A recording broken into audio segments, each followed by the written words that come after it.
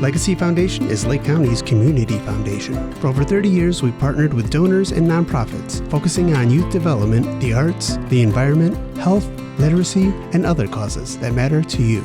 We're committed to Lake County forever. First Things First Porter County is dedicated to supporting families, healthy beginnings, and quality early learning, ensuring every Porter County baby is born prepared for a strong start in life. Learn more at firstthingspc.org. I have a very strong connection to other students. Everyone makes an effort to help each other. I'll remember the feeling of being here, the feeling that I was a part of a family.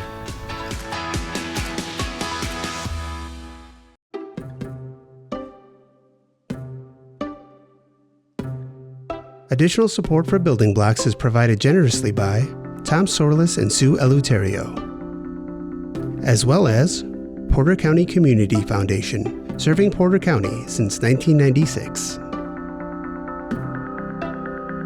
Building Blocks, the podcast, is a co-production of Lakeshore Public Media and First Things First Porter County. For more information on Building Blocks, including this podcast, as well as the television show, visit lakeshorepublicmedia.org/buildingblocks.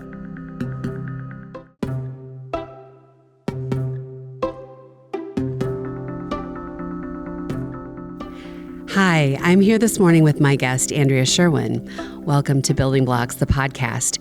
Tell us a little bit about yourself and the organization that you work with.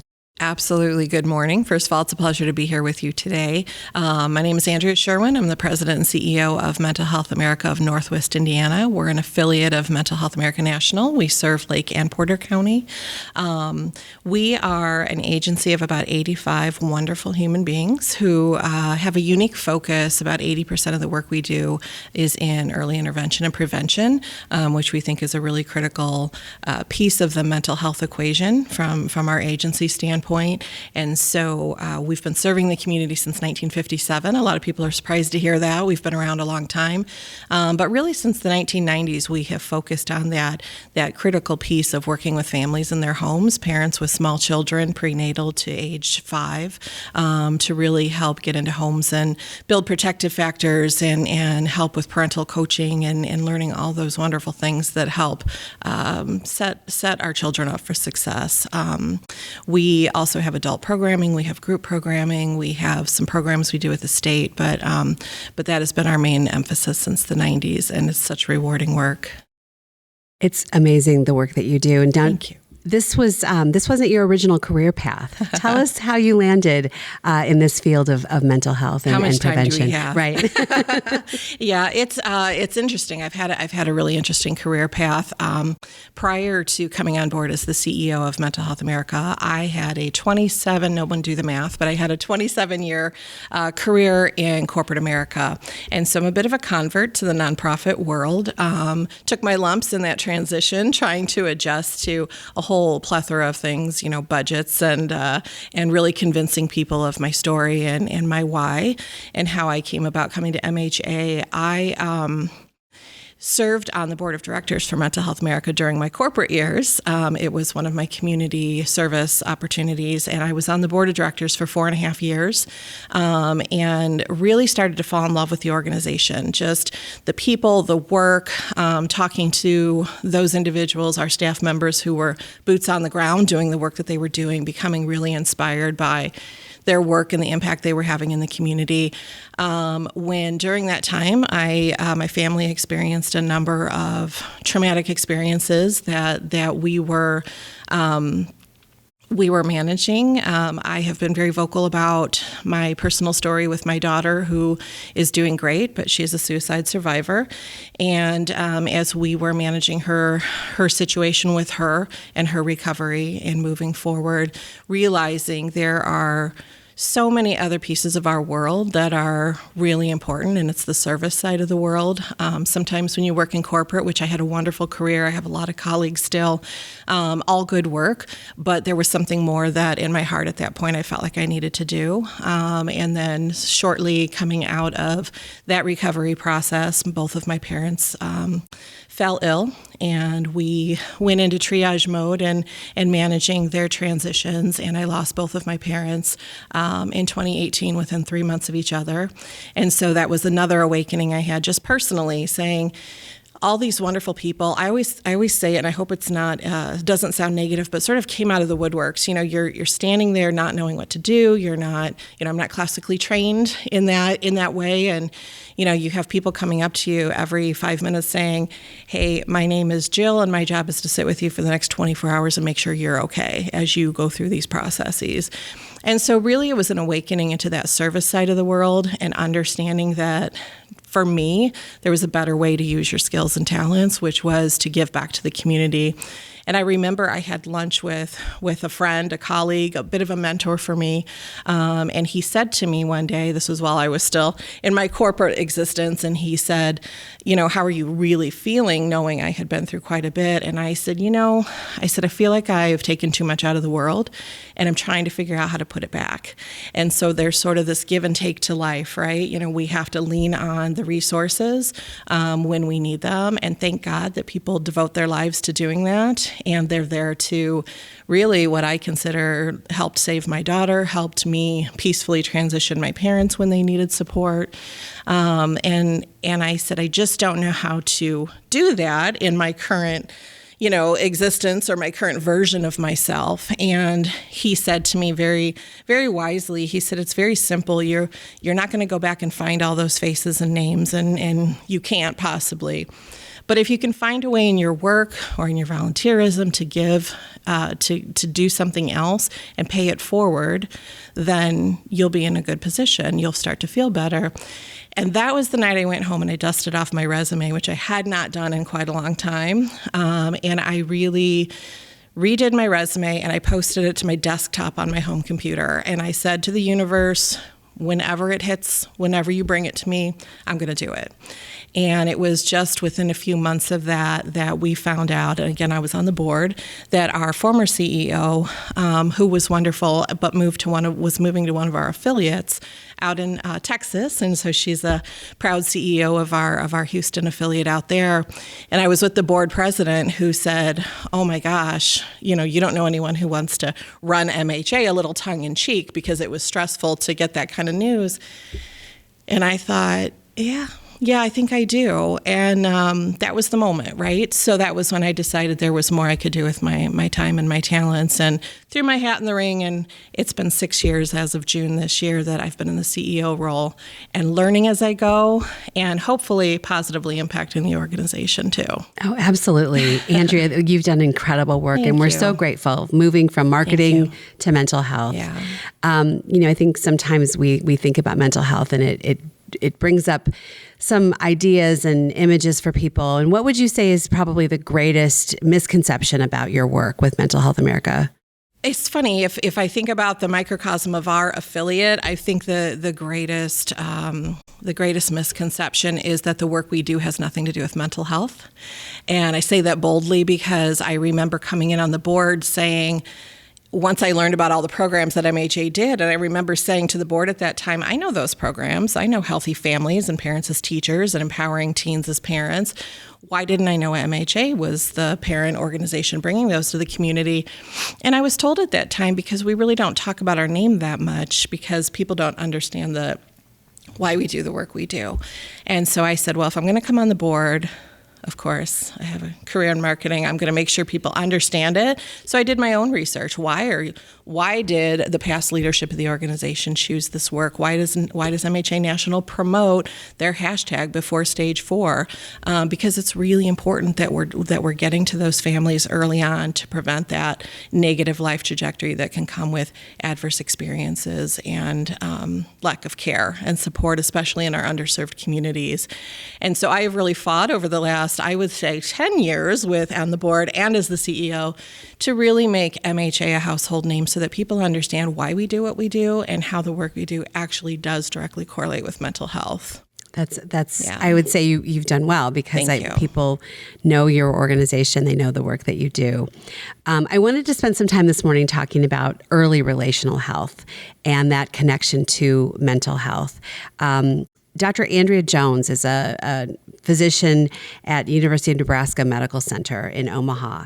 And she says that maternal health and infant health are the greatest predictor of a country's overall health and well-being.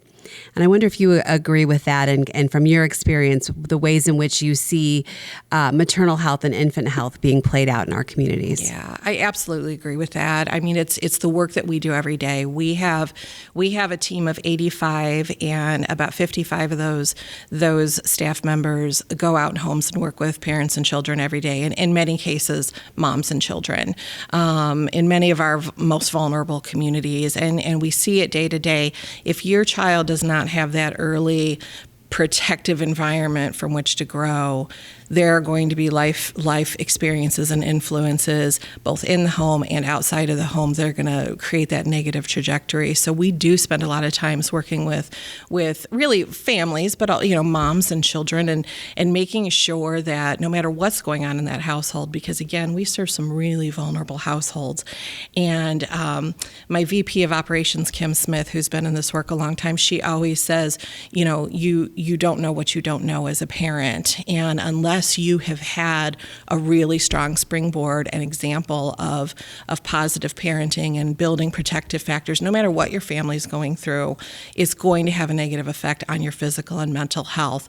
I mentioned the Before Stage 4 philosophy from Mental Health National, and we tag it all the time as much as we can on social, because it's such a simple thing to remember. Much like a physical ailment, if you can help it, you don't want to wait until stage 4 to try to treat it, right? We know it's much more costly, much less effective in the end. And so we have the Before Stage 4 philosophy for mental health, which is let's start at the beginning. And I think it's just such a very simple concept, and it ties into everything we do. So of course, if we're starting in the beginning, we absolutely have to take care of moms and babies, right? That's the starting point. That is absolutely the starting point. And so that's where you and I have connected, I think, in thinking about how do we elevate and amplify the importance of starting early. And so maybe talk about some of the initiatives that you've seen across Northwest Indiana that really elevate that early relational health and promote those relationships between parents and children. Yeah, it's interesting. I think about my time as the CEO so far as sort of pre-pandemic and post-pandemic, right?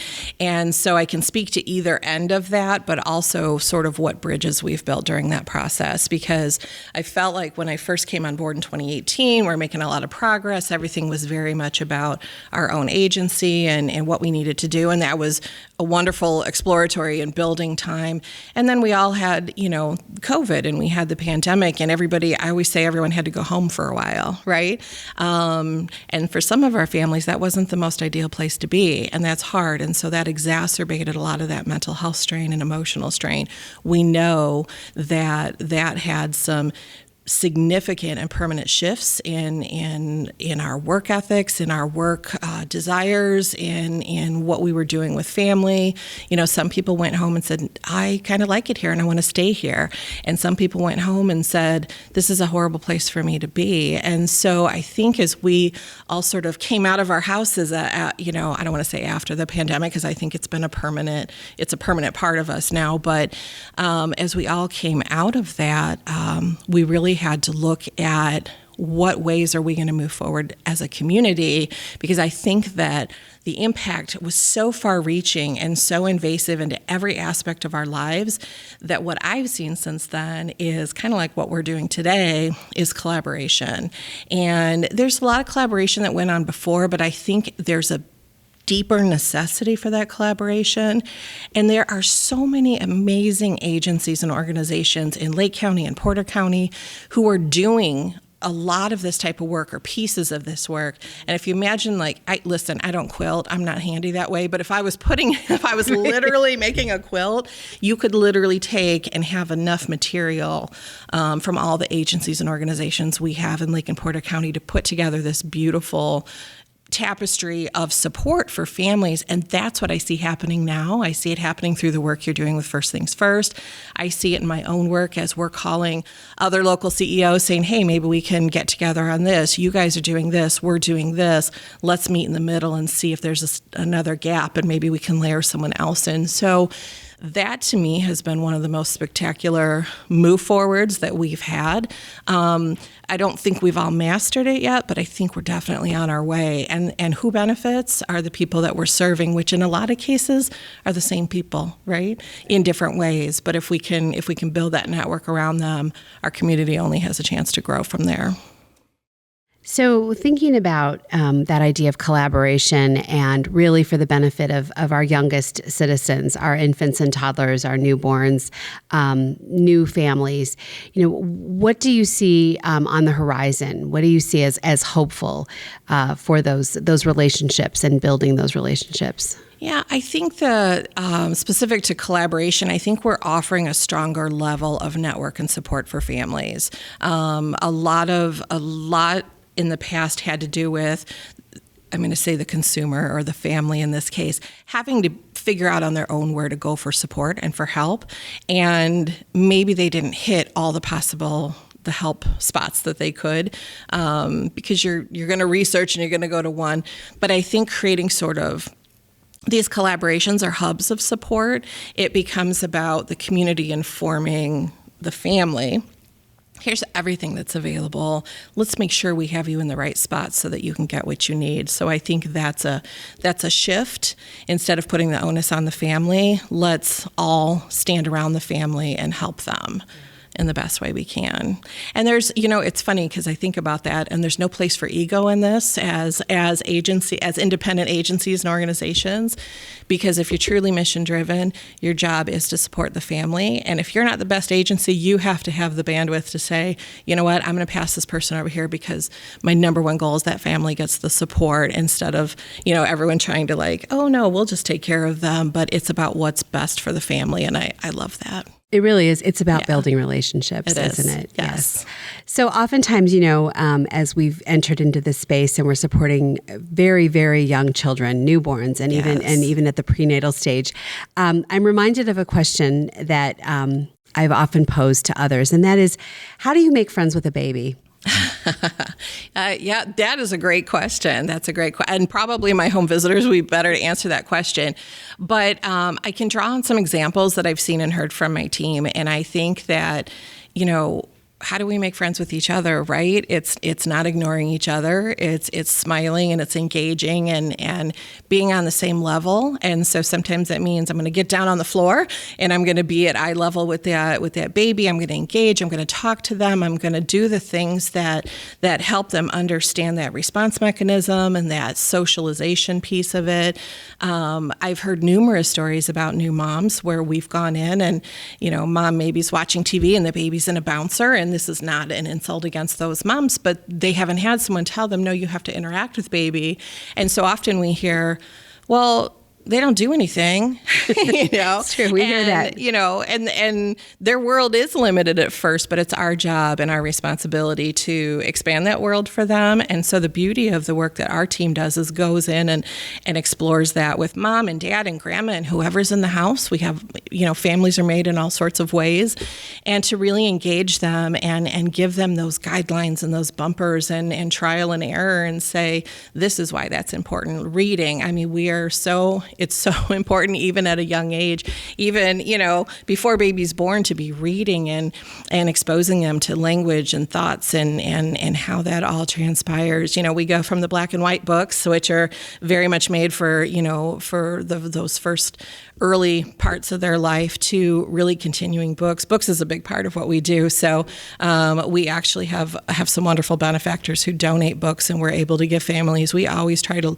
when we can, leave behind books and make sure we're reading. And it's all about engagement. So I don't know that making friends with babies should be any more difficult or confusing than making friends with, I think it's harder to make friends with adults sometimes. Sometimes, yes. But it's about letting your guard down and trusting in the process, I think. And just really, it's that engagement piece and understanding that they may not be able to verbalize back to you, but those synapses are going and you're helping build those. And that reciprocity of friendship, yes. Right? You're getting something, they're they're getting something, and it's Absolutely. that back and forth, which is so beautiful. Yeah. Plus, I think it builds that it's a trust and safety too. You know who your community is, right? That's someone who loves me and who I can trust and I can grow with, and then you build those really strong connections too.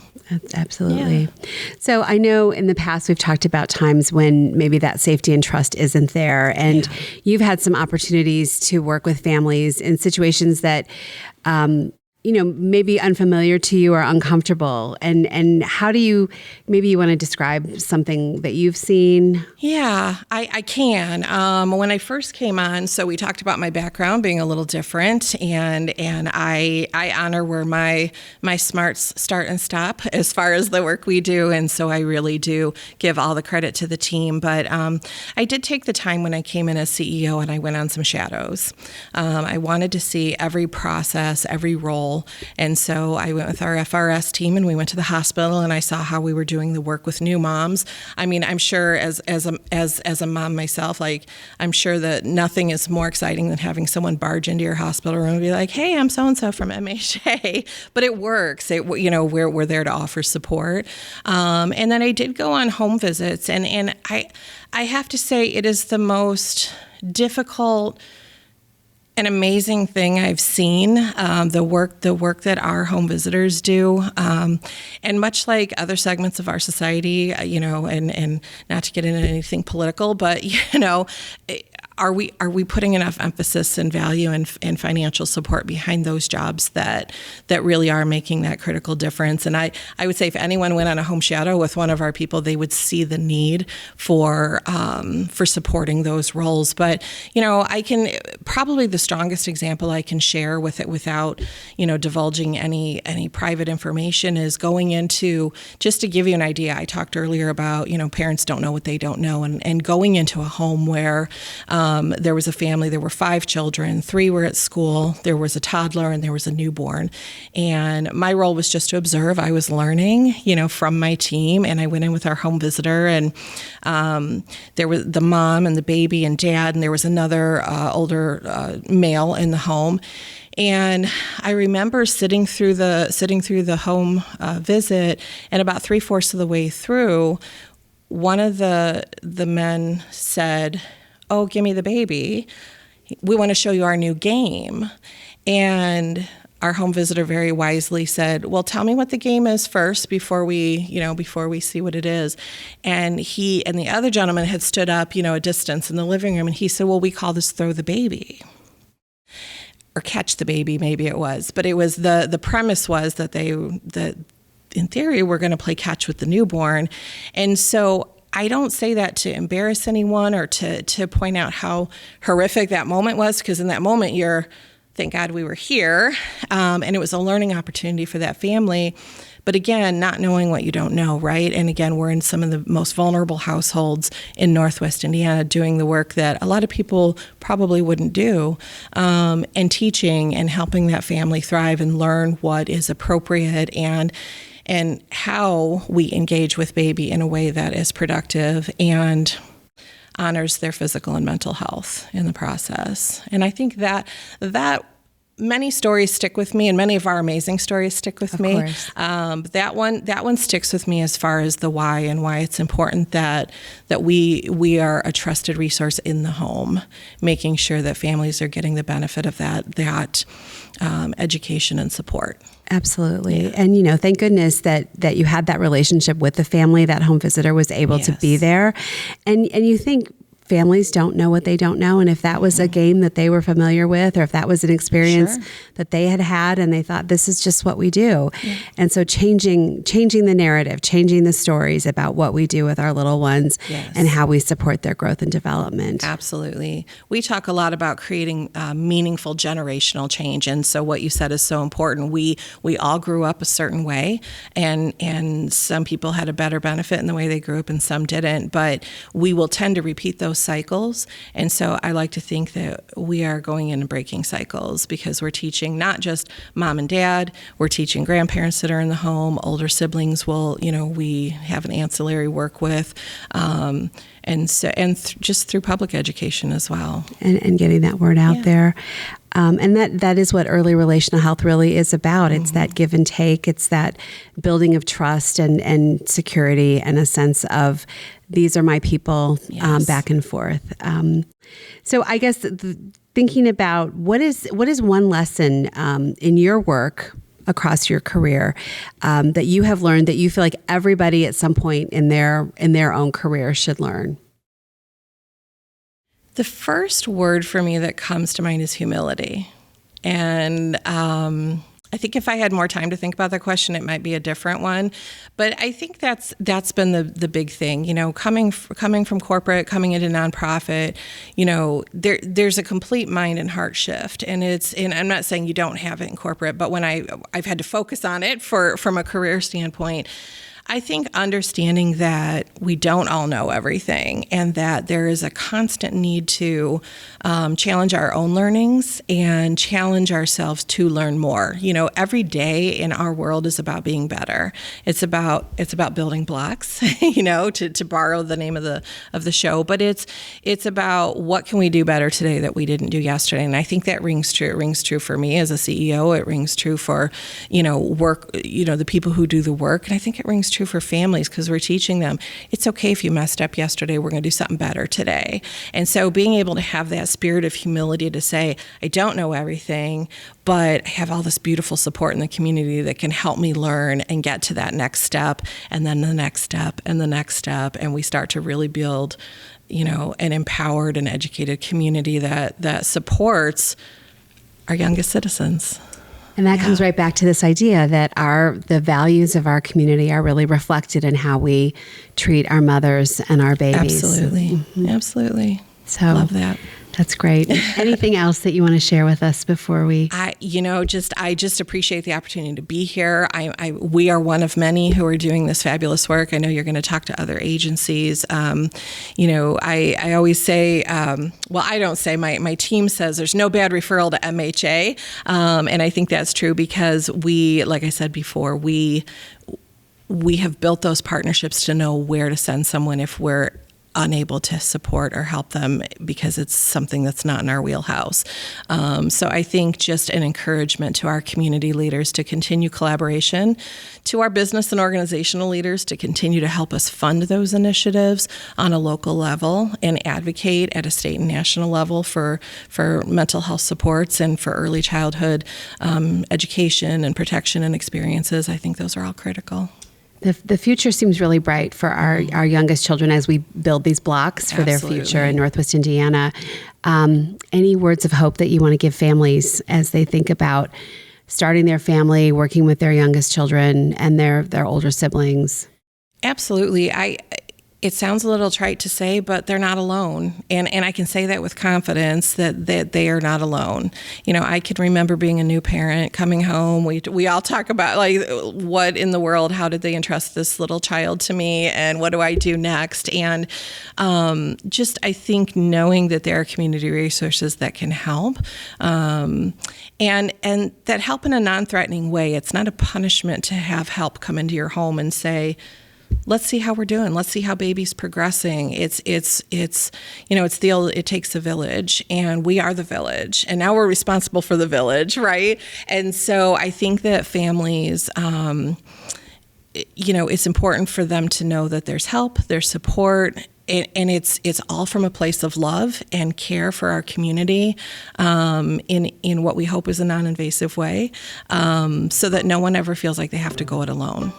That's so important. Families are it's really hard, no matter what your zip code, your address. Absolutely. It's really difficult. So thank you so much for being here and spending this time with us. Pleasure. It was a pleasure. Thank you. Legacy Foundation is Lake County's community foundation. For over 30 years, we've partnered with donors and nonprofits, focusing on youth development, the arts, the environment, health, literacy, and other causes that matter to you. We're committed to Lake County forever. First Things First Porter County is dedicated to supporting families, healthy beginnings, and quality early learning, ensuring every Porter County baby is born prepared for a strong start in life. Learn more at firstthingspc.org. I have a very strong connection to other students. Everyone makes an effort to help each other. I'll remember the feeling of being here, the feeling that I was a part of a family.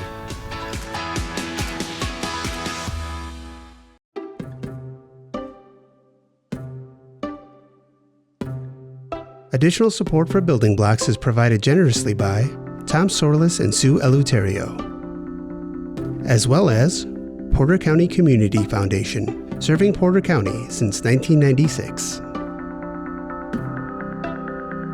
Building Blocks, the podcast, is a co-production of Lakeshore Public Media and First Things First Porter County. For more information on Building Blocks, including this podcast, as well as the television show, visit lakeshorepublicmedia.org/buildingblocks.